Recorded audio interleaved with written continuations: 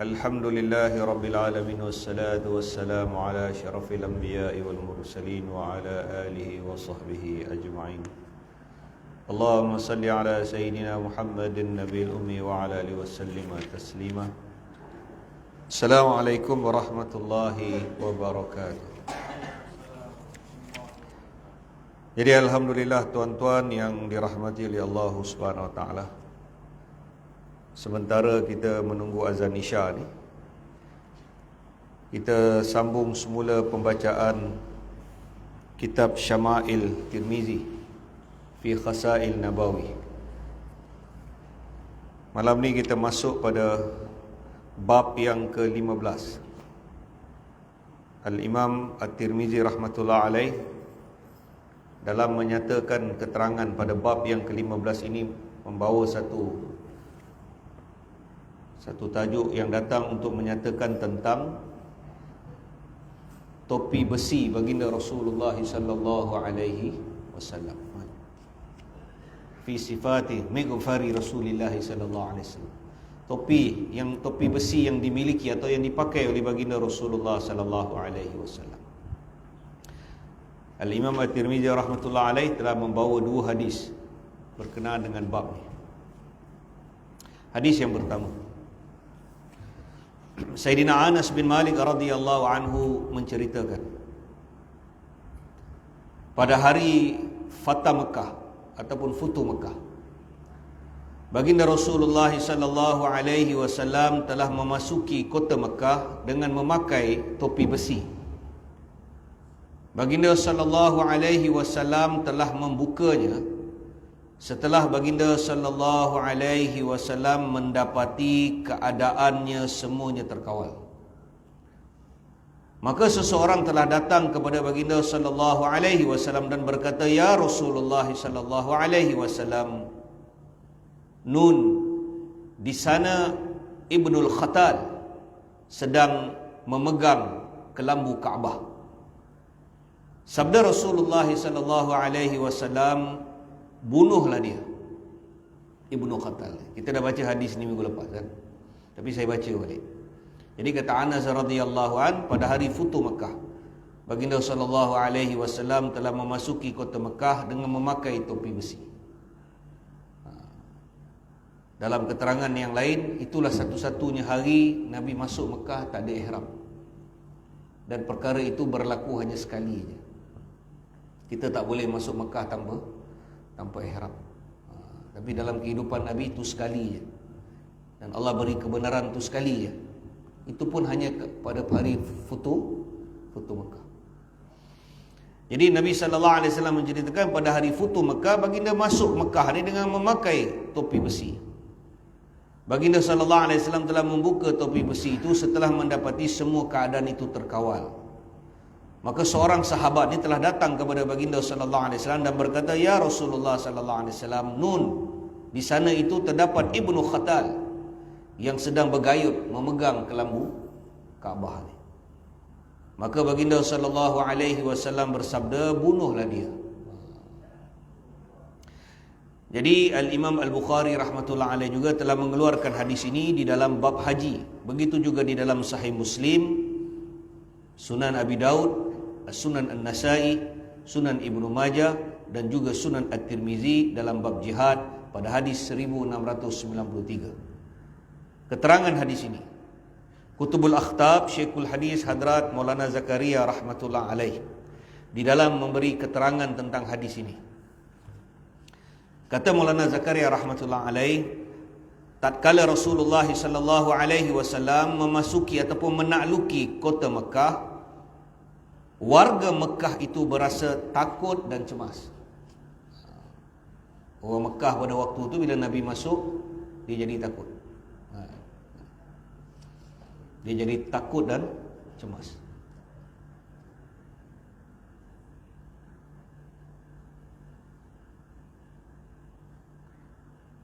Pasal apa dia takut dan cemas? Sebab warga Mekah tahu majoriti sahabat pada ketika tu, sahabat ni manusia biasa, Cuma Allah pilih dia jadi fi sahabatin Nabi.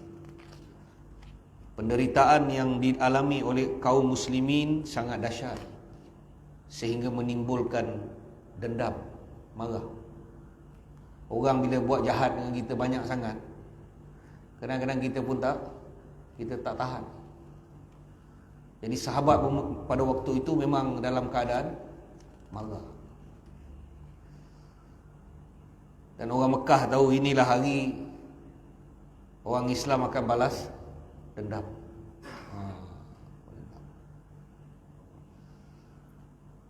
Jadi mereka berada dalam keadaan ketakutan.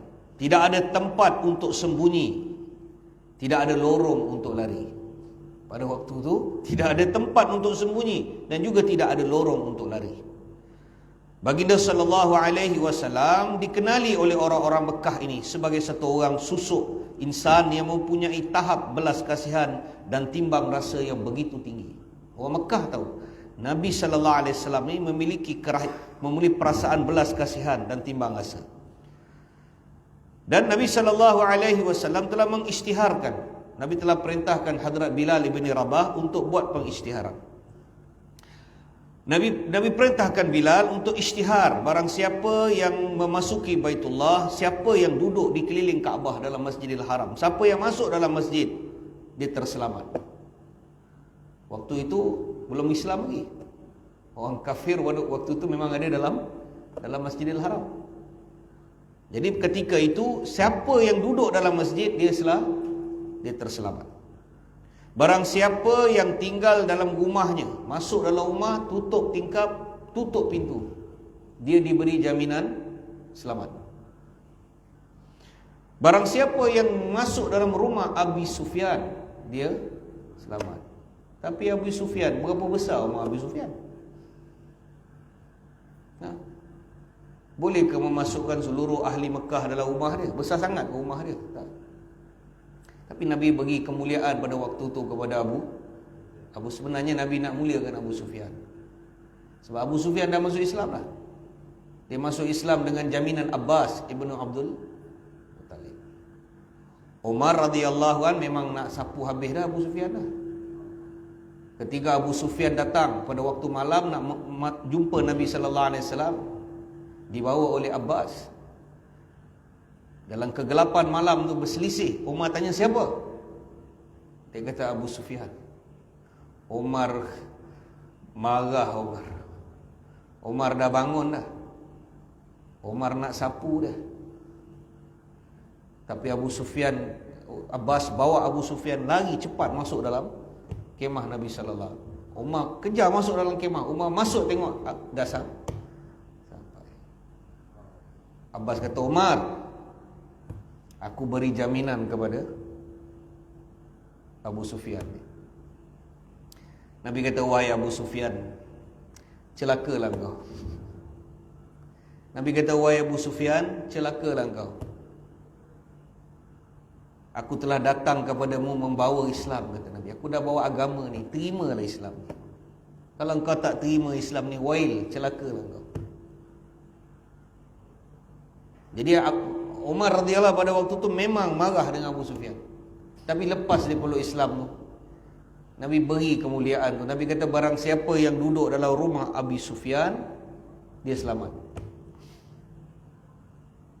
Maknanya pada waktu tu siapa yang pegang pintu pagar rumah Abu Sufyan pun selamatlah kot. Tak dapat masuk rumah Abu Sufyan, pegang pintu pagar, selamat. Duduk dalam Masjidil Haram selamat, duduk dalam rumah selamat. Kemudian Nabi sallallahu alaihi wasallam mengatakan barang siapa yang melucutkan senjatanya, siapa yang buang pedang dia. Siapa yang pada waktu tu ada pedang, buang pedang, dia selamat. Maknanya kalau bertemu dengan orang Islam, angkat tangan. Saya tak ada apa? Saya tak boleh bunuh. Sebab Nabi dah beri jaminan. Walaupun dia kafir, buang senjata. Dan sebagainya. Maka ada 11 orang laki-laki dan 6 orang wanita yang tidak dapat dimaafkan kesalahan mereka dan tidak termasuk di dalam pengampunan beramai-ramai yang diberikan oleh Nabi sallallahu alaihi wasallam. Ada berapa orang? ada 11 orang lelaki, 6 orang perempuan. Nabi kata bunuh. Pada awalnya Nabi suruh bunuh 11 orang laki-laki, 6 orang wanita yang tidak dapat dimaafkan kesalahan mereka dan tidak termasuk di dalam pengampunan beramai-ramai yang diberikan oleh Nabi sallallahu alaihi wasallam. Mereka diumumkan tidak ada keampunan. Tak ada maaf dah. Jumpa bunuh. Di antara mereka ada 7 orang laki-laki. Maka diumumkan tidak ada. Maka di antara mereka ni, dalam 11 laki-laki dan 6 perempuan, ada 7 orang laki-laki dan 2 orang wanita cepat-cepat peluk Islam. Dia terus memeluk Islam. Tak jadi surrender last minute. Senang, last minute masuk Islam, dapat bantuan. Tersepit masuk Islam. Ini bukan bantuan, ini nyawa. Terselamat nyawa dia. Terselamat. Nabi dah kata bunuh, dia kata Nabi. Tapi last minute, cornering yang last kali, last minute corner, dia masuk Islam. Di antara mereka ni ada daripada 11 laki-laki, 7 telah masuk, tunduk pada Islam. Sahabat mungkin baru datang nak hentak je, dia asyhadu alla ilaha illallah. Tak boleh bunuh. Jadi 7 orang laki-laki dan 2 orang wanita telah memeluk Islam. Dan baki 4 laki-laki yang tak masuk Islam dibunuh. Dan 4 wanita yang tak masuk Islam juga dibunuh. Jadi berapa orang mati? 8 mati. Maka Ibnu Khatal ialah salah seorang dari 8 orang yang dihukum bunuh tu, Ibnu Khatal. Siapa Ibnu Khatal ni? Kata Maulana Zakaria rahmatullah alaih, Ibnu Khatal ini pada mulanya dia telah datang ke Madinatul Tayyib. Dia datang ke Madinatul Munawwarah, dia peluk Islam. Datang Madinah, jumpa Nabi, peluk Islam, dan dia telah memakai nama Abdullah. Nabi SAW kemudian mengutusnya kepada satu kaum untuk jadi amil untuk kutip zakat. Nampak tu? Masuk Islam, terus Nabi bagi dia, kau pergi buat kerja amil. Maka dia telah pakai nama Abdullah. Nabi telah utus dia kepada satu kaum untuk mengutip zakat. Di tempat dia kutip zakat itu, dia telah bunuh satu orang Islam. Pasal apa dia bunuh? Kerana orang itu tidak menyediakan makanan untuk dia pada masa yang dia kehendaki. Ni perangai tak senonoh. Setelah dia pergi tempat tu, ada orang Islam khidmat dia dan sebagainya, tapi orang tu mungkin makan tu sampai lewat baran. Tahu? Kita pun kadang-kadang pergi restoran pun boleh jadi baran kan. Jadi jangan perangai macam Ibnu Khatal ni. Yang paling teruk dia, kita pakai ketayap, kita pakai jubah, tapi kita baran dekat kedai restoran. Orang duduk perhati kan kita, dengan ketayap, dengan janggut, dengan serban. Tak cukup lagi dengan kain redak lagi, tongkat lagi, sugi lagi kat sini. Lepas tu kita terbalikkan meja restoran. Sebab apa? Lambat mi goreng kita order tu, dia bagi meja lain.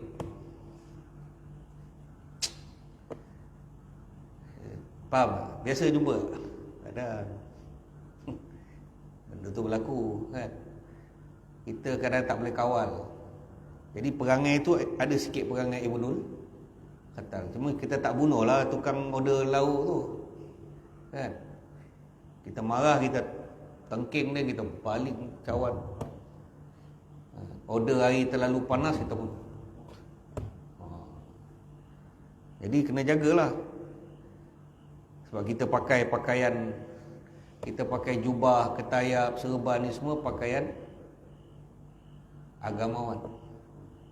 Orang bila tengok kita ni, dia anggap kita macam kain kapan, putih bersih, tak ada salah. Tahu? Kita pakai ketayap, kita pakai serban, kita pakai ni. Orang tengok kita, kalau kita pergi kat mana-mana pakai R&R, dia akan tolak kita jadi imam. Tak percaya, cuba pakai jubah, pergi R&R. Pakai jubah, pakai serban, pakai tongkat, full sunnah. Kita bawa kereta, kita waktu subuh tu kita berhenti R&R, tengok siapa jadi imam. Dia mesti tolak, Syekh hantar Syekh. Padahal kita lancar kuliah dengan Qul Allah aje. Kadang-kadang doa kunut pun tak lancar. Doa kunut pun bila kita semayang sendiri, kita tak baca kunut. Sebab apa kau tahu je? Saya tak lancar doa kunut, mam. Saya lancar setengah doa kunut. Tapi saya jadi imam, saya tak berani dia. Sebab saya tak lancar doa. Kalau nak saya jadi semayang zuhur boleh, sebab semayang tak ada bunyi. Semayang tak kena baca surah, tak kena baca Fatihah. Saya tajwid saya pun tak berapa baik. Tapi bila kita dah pakai jubah, kita pakai serban, kita pakai apa, orang tengok kita, orang kan mesti dia tolak kita jadi imam. Jadi Ibnu Khattal ni dia kata Maulana Zakaria rahmatullah alaih, dia telah bunuh satu orang Islam kerana orang ini tidak menyediakan makanan untuk dia pada masa yang dia kehendaki. Maka selepas peristiwa pembunuhan itu, dan bukan saja dia bunuh orang kafir pun salah. Macam tu dia bunuh salah. Apatah lagi dia bunuh satu orang Islam. Jadi bunuh satu orang Islam, hukum dia hukum had, bunuh dibalas bunuh. Dia telah bunuh, jadi kerana dia bimbang akan dihukum mati jika dia kembali ke Madinah, maka apa dia buat? Dia telah isytihar murtad. Dia kata apa? Okey, aku keluar daripada Islam. Dia isytihar diri dia murtad dan dia lari ke kota Mekah. Masa itu Mekah masih dikuasai oleh orang-orang musyrikin Mekah. Maka di Mekah, dia duduk di Mekah, dia mencaci baginda Rasulullah sallallahu alaihi wasallam. Dia dah tukar camp lah.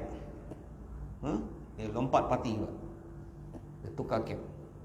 Balik ke Mekah, kata Maulana Zakaria, di Mekah dia mencaci maki baginda sallallahu alaihi wasallam.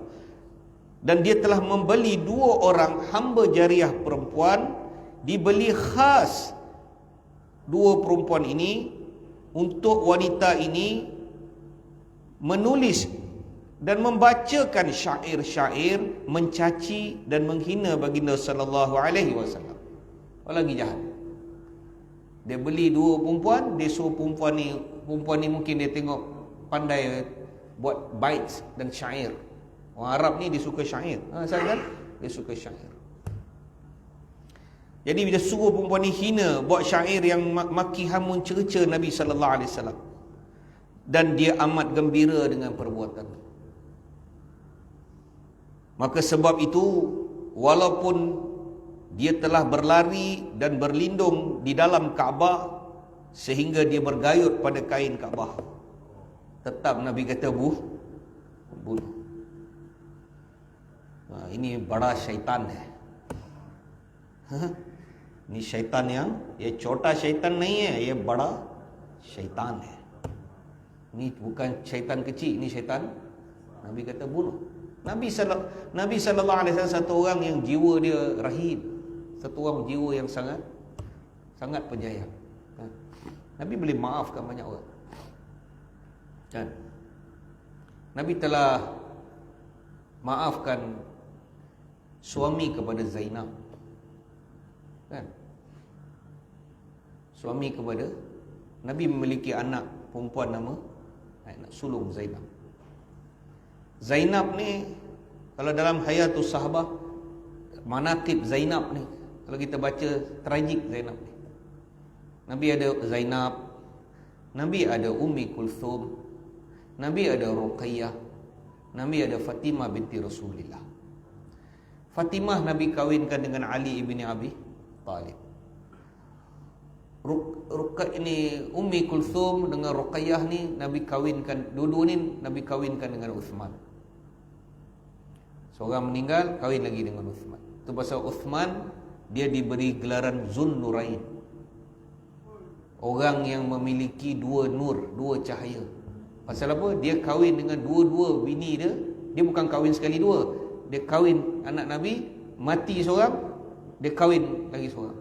Ruqayyah dengan Ummi Kulthum. Nabi ada anak sulung nama Zainab. Ketika Zainab ni pada awal sebelum Islam, ketika Khadijah hidup, Nabi telah kahwinkan Zainab dengan suami dia. Saya lupa nama suami dia. Dalam Hikayatul Sahabah ada. Bila dia kahwin, Khadijah hidup. Jadi kerana Khadijah sayang Zainab ni, Khadijah telah buka kalung dia. Khadijah ada satu kalung. Khadijah telah buka kalung, Khadijah telah hadiahkan Zainab pada hari perkahwinan dia. Mak bagi dekat kalung lah, kalung. Anak sulung dia, anak perempuan sulung kahwin.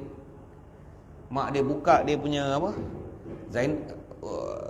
Khadijah buka kalung dia dan bagi kepada Zainab. Hadiah dia. Ketika peperangan Badar, suami Zainab ni, dia berada di pihak musyrikin Mekah, memerangi baginda sallallahu alaihi wasallam di Badar. Dia lawan bapa mentua dia. Dia bukan orang Islam. Dia kahwin dengan Zainab. Tapi ketika Badar, dia datang di belakang tentera musyrikin Mekah. Diserang, dia perang Nabi. Walhal Nabi itu bapa mentua dia. Ni betul kurang hajar main menantu. Kita kahwin anak dia, kita lawan bapa. Kita kahwin satu perempuan, lepas tu kita pergi lawan bapa mentua kita. Ada patut ke? Tak patutlah. Tapi dia kahwin dengan Zainab, ketika perang dia lawan Nabi sallallahu alaihi wasallam. Nabi pada awal tak mengetahui yang suami Zainab ni ada bersama musyrikin ni. Nabi tak berasa. Nabi tak tahu. Sehinggalah ketika habis peperangan Badar, suami Zainab ni tak mati. Dia tercedera dan ditangkap menjadi orang tawanan. Dia ditawan. Jadi bila ditawan jadi tawanan Badar, bila berita kekalahan musyrikin di Badar, maka ahli keluarga yang ada keluarga dia yang ditawan, mereka bawa duit sebagai tebusan. Bawa duit nak tebus. Siapa yang kena tawan, minta sahabat lepaskan dia orang. Bayarlah, tebuslah. Dan bila berita tentang suami Zainab ni, bila suami Zainab ni kena tangkap, ditawan, berita tu telah sampai kepada Zainab di Mekah. Zainab ada di Mekah. Bila Zainab dengar berita suami kena tawan, buruk-buruk pun suami dia. Akhirnya Zainab tidak memiliki apa-apa, tak ada benda nak bagi. Nak keluar duit tak ada duit, cash tak ada, dinar tak ada, dirham tak ada. Yang ada dekat Zainab hanya kalung Khadijah je. Jadi Zainab dah pergi dekat almari dia, dia pun dah keluarkan dia punya kalung Zainab. Zainab keluarkan kalung ni. Zainab hantar satu orang utusan. Dia kata ambil kalung ni, terus bagi bapa aku Nabi sallallahu alaihi wasallam. Cakap dengan dia, Zainab tebus suami dia. Jadi bila utusan tu sampai, utusan tu telah jumpa Nabi sallallahu alaihi wasallam. Dia kata, ya Rasulullah, Zainab utus aku ni. Untuk apa? Dia kata untuk menebuskan suami dia. Baru Nabi tahu suami Zainab kena tawan. Dan bila dia bagi Nabi sallallahu alaihi wasallam kalung Zainab tu, kalung Khadijah. Utusan tu bagi Nabi kalung Khadijah. Bila Nabi tengok, kata Anas, bila Nabi tengok je kalung tu, air mata bercucuran. Nabi kata, Zainab, kau bagi kalung mak kau Khadijah. Nabi kata, wahai Zainab, kau telah bagi kalung Khadijah. Nangislah Nabi sallallahu alaihi wasallam. Sebab apa? Teringat kehidupan Khadijah. Ni benda yang Khadijah paling sayang. Akhirnya Nabi telah, maka sahabat telah kata dengan Nabi, ya Rasulullah sallallahu alaihi wasallam, tak payahlah ambil kalung Khadijah ni. Kita bebaskan je Zainab, suami Zainab ni. Akhirnya Nabi telah mesyuarat dengan sahabat, satu keputusan telah dibuat, iaitu Nabi perintah supaya dipanggil suami Zainab ni, menantu dia ni. Kemudian Nabi hantar 2 orang wakil untuk ikut suami dia. Nabi kata tak perlu diambil, tidak diambil apa-apa cagaran tebusan daripada dia. Kalung tu pun tak ambil, Nabi pegang kalung. Nabi kata, kau balik semula ke Mekah. Ni ada 2 utusan. Nabi hantar 2 sahabat untuk ikut suami Zainab. Nabi kata, sampai Mekah, kau pulangkan Zainab kat aku. Sebab Nabi SAW sangat merindui Zainab. Nabi kata, pulangkan Zainab kat aku. Kadang-kadang kita ada anak perempuan, hati-hati kahwin dengan anak kita. Kahwin laki pemalas ni. Tahu? Ada anak perempuan, hati-hati. Zaman sekarang ni lagi susah. Salah kahwinkan anak perempuan kita, kita bela anak perempuan kita, kita didik anak perempuan kita, kita bagi dia pelajaran, kita bagi dia pendidikan, kita sekolahkan dia, kita bagi dia kehidupan baik. Tapi kita setelah salah dalam pencaturan kita salah kahwinkan dia. Salah orang. Hara hidup anak kita. Nabi SAW kata, aku hantar 2 orang ni ikut kau sampai di Mekah. Kau masuk dalam kota Mekah, kata Nabi. Kau bawa Zainab keluar daripada rumah. Serahkan kepada 2 orang ni, bawa dia balik, kata Nabi. Sayangnya Nabi dengan Zainab. Itu sebab bila ketika Zainab nak keluar daripada Mekah tu, Zainab dah keluar dah. Dah serahkan pada 2 orang wakil yang Nabi hantar untuk bawa Zainab keluar. Nabi perintahkan sahabat ni untuk tak masuk dalam kota Mekah, standby berdiri dekat border tu je. Jadi dia masuk ke dalam, hantar Zainab ke border balik. Ketika Zainab nak sampai nak keluar, berlaku pertengkaran sebab Zainab dah naik atas unta. Jadi berlaku pergaduh pertengkaran di kalangan orang Mekah ni. Maka salah seorang daripada sepupu Khadijah, saudara mara Khadijah yang masih musyrik, dia marah Zainab nak dihantar ke Mekah, nak hantar ke Madinah. Dah lah kalah dalam Badar. Jadi dendam dengan Nabi sallallahu alaihi wasallam. Jadi dia punya marah tu ketika Zainab ada atas unta tu, daripada jauh dia ambil satu lembing, dia lembing. Dia lembing Zainab, kena Zainab. Zainab jatuh daripada unta. Zainab sedang mengandung. Dah lah kena lembing, tapi nasib baik tak mati. Kena lembing, jatuh daripada unta. Cedera Zainab. Lepas beberapa hari tergugur dia. Lepas pada tu Zainab berapa hari dah elok sikit, baru dia dihantar kepada Nabi sallallahu alaihi wasallam. Duduk dengan Nabi tak lama, lepas setahun meninggal. Nabi jaga Zainab. Tu pasal satu orang anak, kalau bila dia berkahwin, anak perempuan, kalau berlaku perceraian kat dia, tempat yang paling baik dia nak balik kepada siapa? Ayah dia. Tu sebab kadang kita nak kahwinkan anak ni kena tengok. Salah kahwin dapat laki pemalas, makan nasi bini je. Anak kita jadi lembu, kena kerja pagi petang siang. Laki duduk rumah main game. Tahu? Duduk rumah main game. Bini kena kerja daripada pagi sampai malam. Berlaku ke tak berlaku sekarang sini? Berlaku. Kes perceraian Mahkamah Syariah Serban ni tak tahan. Kita pun salah pilih calon. Jadi kena tengoklah. Kena cari orang yang bertanggungjawab.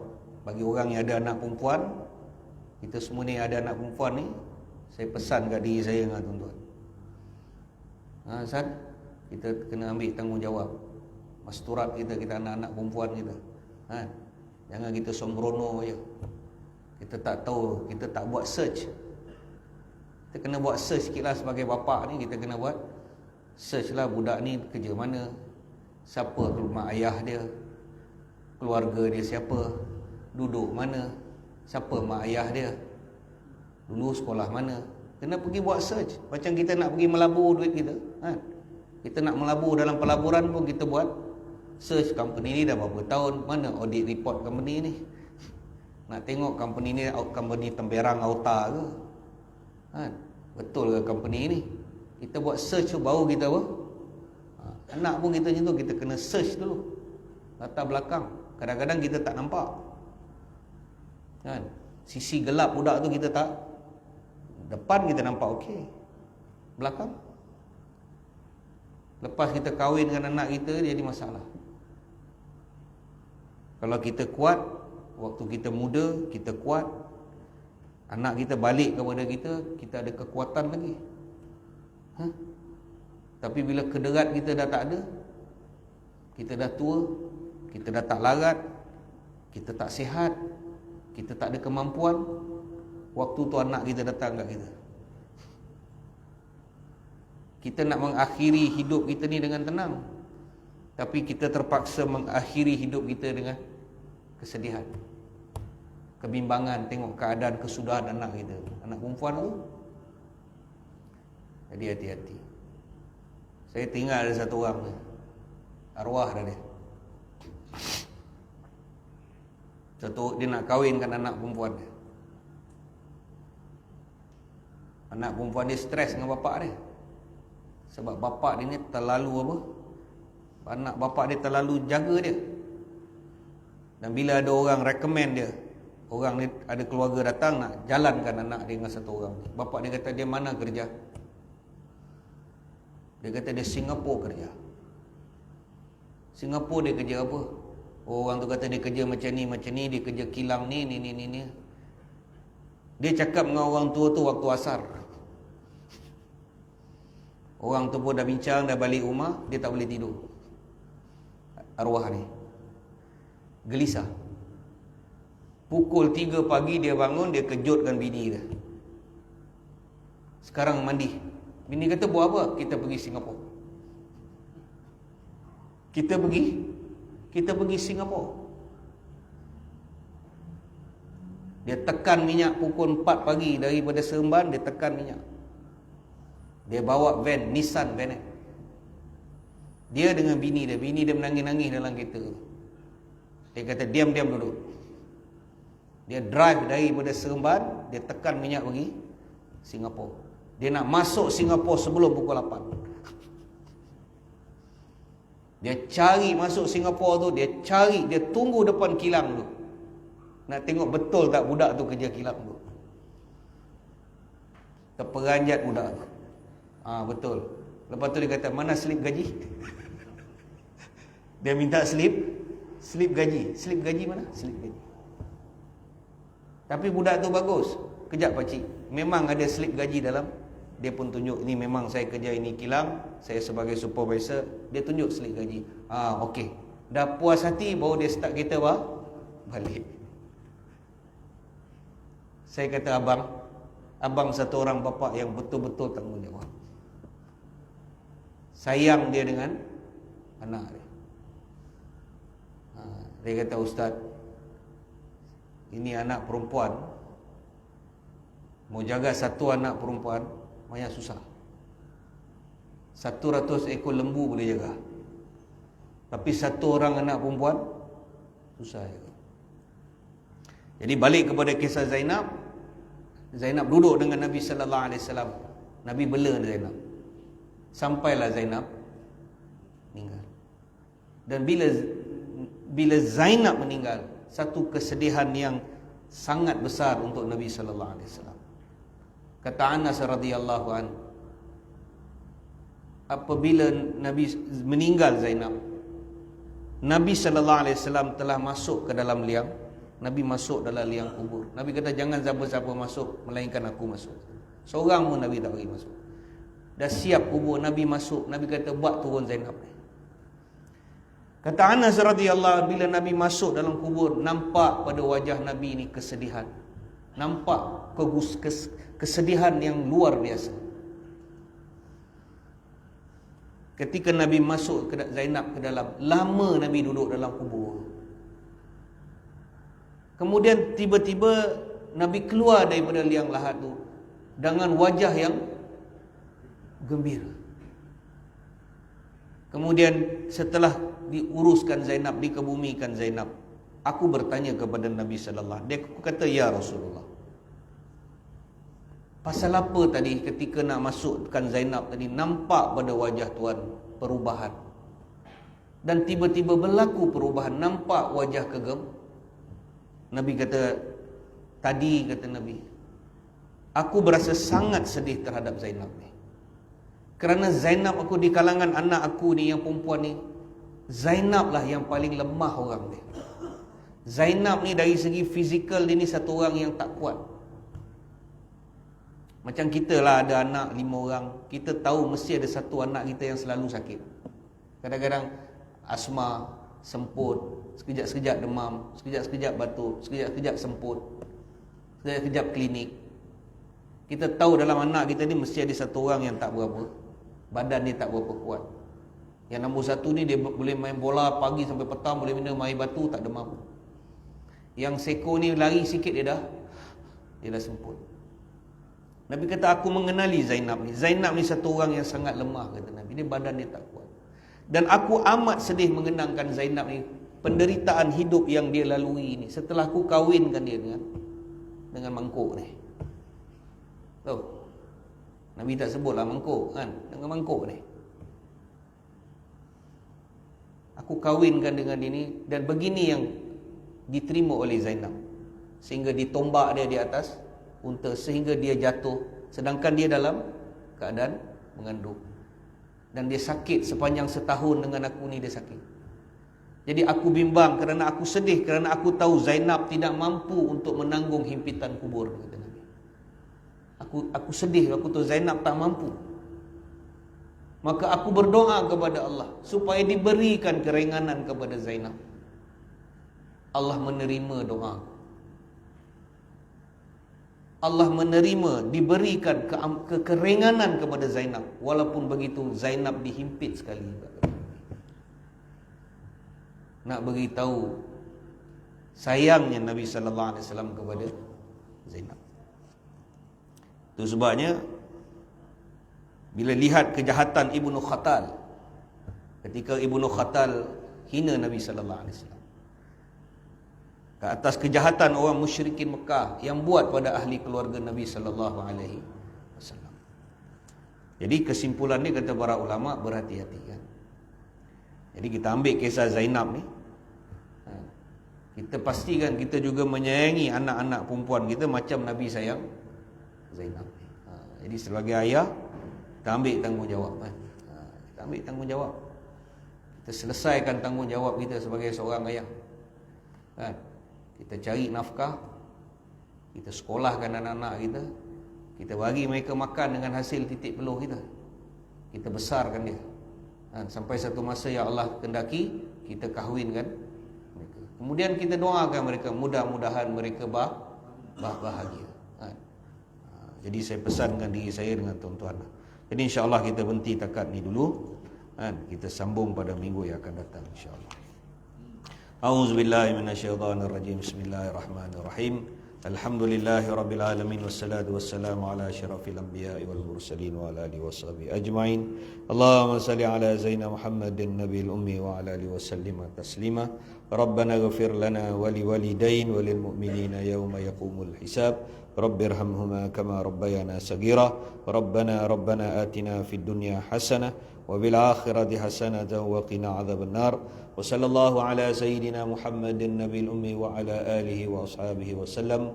Subhana rabbika rabbil izzati amma yasifun wa salamun alal mursalin walhamdulillahi rabbil alamin. Assalamualaikum warahmatullahi wabarakatuh.